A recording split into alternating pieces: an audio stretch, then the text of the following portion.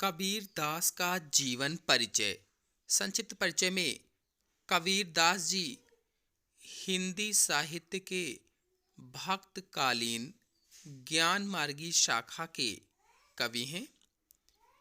इनका जन्म सन 1398 ईस्वी में, देखिए 1398 है, ये थोड़ा सा गलती हुई थी, 1398 ईस्वी में काशी में हुआ था, यानी काशी में इनका जन्म हुआ था।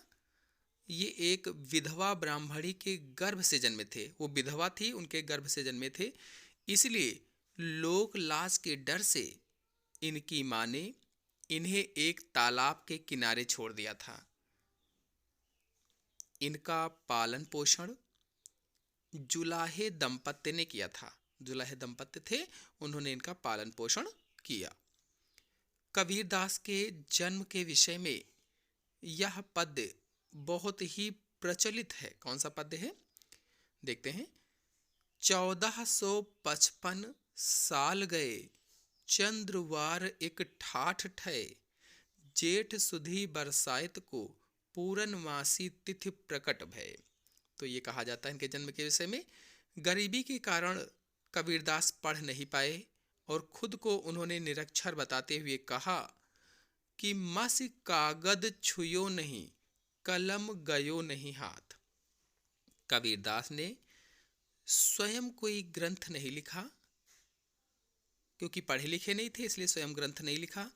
उनके शिष्यों ने उन्हीं के द्वारा बोली गई वाणी को लिखा।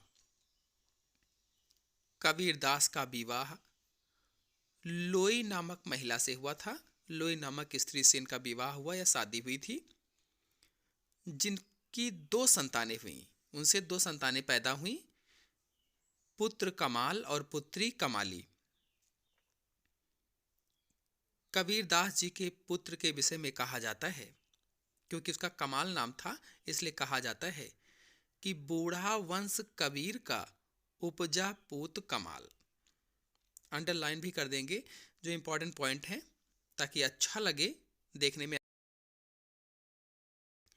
स्वामी रामानंद जी कबीरदास जी के गुरु थे। अगर पूछा जाए गुरु कौन थे, तो स्वामी रामानंद जी थे। कबीरदास जी ने अपना पूरा जीवन साधु संतों और विद्वानों की संगति में बिताया।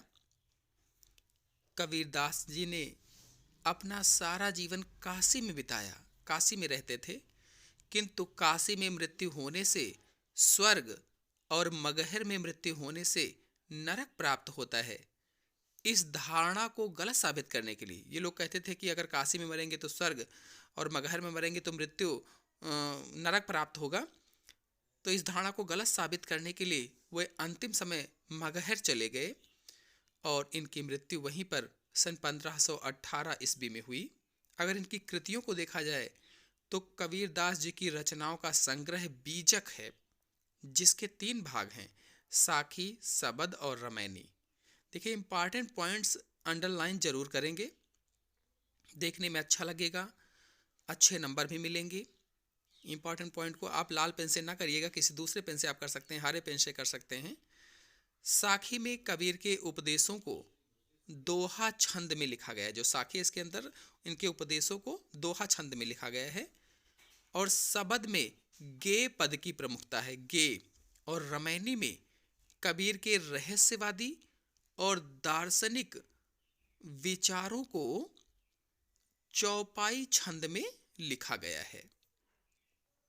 अगर इनकी भाषा शैली की बात की जाए तो कबीर जी की भाषा सधुक्कड़ी और पंचमेल खिचड़ी थी, जिसमें अवधी, ब्रज, राजस्थानी, उर्दू, पंजाबी, फारसी आदि भाषाएं शामिल थी या मिश्रित रूप से भाषाएं थीं। कबीरदास जी की शैली को अगर देखा जाए तो उपदेशात्मक थी।